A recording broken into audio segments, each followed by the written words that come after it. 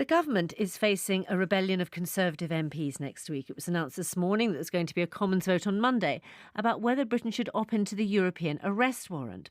This comes after the publication of a letter signed by 40 senior legal figures warning that it'd be harder to bring terrorists and child abusers to justice in Britain if the government doesn't retain the powers contained in the European Arrest Warrant. They voiced their concerns in a letter to the Daily Telegraph. The warrant, which was introduced in 2004, replaced separate extradition arrangements between the EU member states. The government believes that Britain should continue to use it, but some Conservative MPs disagree. Sir David Edward is a former judge at the European Court of Justice and signed the letter. He explained why. The European Arrest Warrant has created a more efficient, simpler, quicker, cheaper, more reliable and less political system of extradition compared with what was there before. He said the warrant was just more efficient. If you just look at the statistics, in 2004, 19 people were surrendered to the UK, that's under extradition. In 2013, 127 were surrendered to the UK, including 63 suspects for child sex offences, 27 for rape and 44 for murder. Sir David Edward. Well, a storm is coming that'll make other EU rebellions look like a squall. That was the warning from the Conservative backbencher Dominic Raab, who's been leading the campaign against Britain opting into the European Arrest Warrant. I asked him to respond to the criticism of Sir David Edward and his fellow signatories.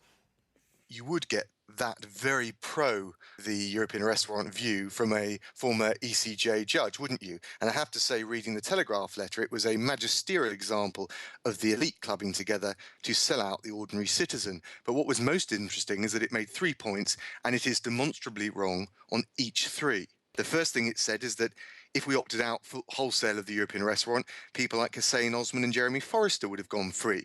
Well, first of all, no one's saying we should opt out and not replace it with something new. But even if that was the case, under the old treaties, British fugitives would be easily extraditable. There's absolutely no question. And even if they weren't, there'd be a second mechanism, which is deportation, which would ensure that none of these dangerous people would go free. The second point that's made in this letter is that new checks would curb injustices. The new measures brought into law have never been debated on the floor of the House of Commons. And Fair Trials International, which handles these cases, and I've got my own examples of victims that have come to me, both within my constituency and otherwise, it is very clear these checks, although a step in the right direction, will not stop the steady increase of miscarriages of justice. And the final point that's made, and again is palpably flawed, and even the government disagrees with it, is that we need to be inside the European Arrest Warrant to reform it. Ministers have looked me straight in the eye and said there is no chance, there is no support in Brussels for reforming the EAW. Once you know that, we have no option but to opt out, negotiate a separate extradition arrangement. You characterise the people who signed this letter as the elite, but these are also their senior figures in the legal profession, including some judges with a great deal of experience. No one has even asked whether Lord Chief Justice Lord Thomas has changed the view he gave to the Baker Review on extradition, and he said that the EAW system was unworkable because it presupposes a kind of mutual confidence and common standards in the EU that actually don't exist, and that there are huge problems with it. But there's a much wider issue here. It's been framed that the decision we're going to debate on Monday is just about the European Arrest Warrant. But actually, what's very clear is that the EU Commission has got this vision of a single European justice system with a pan-European code, a European public prosecutor, all enforced by the European Court of Justice, even with an EU justice minister.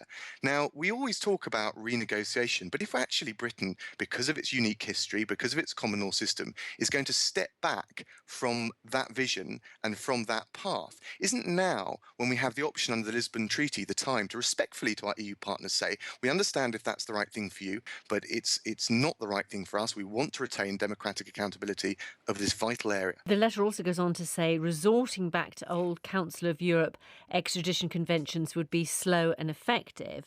And the reason for that is that the arrest warrant has time limits, whereas the old extradition treaty doesn't. Martha, you're absolutely right. If we have to fall back temporarily on the old Council of Europe conventions, extradition will be slower. We're talking months, not weeks. But let's be clear.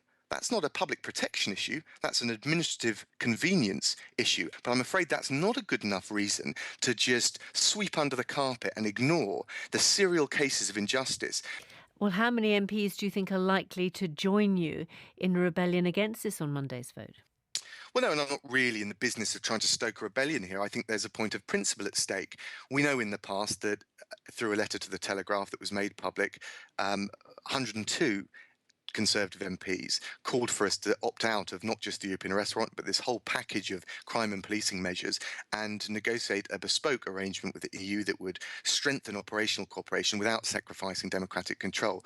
But we're a week before a by-election. I think a lot of MPs will be told just to stay away and effectively abstain. Dominic Raab.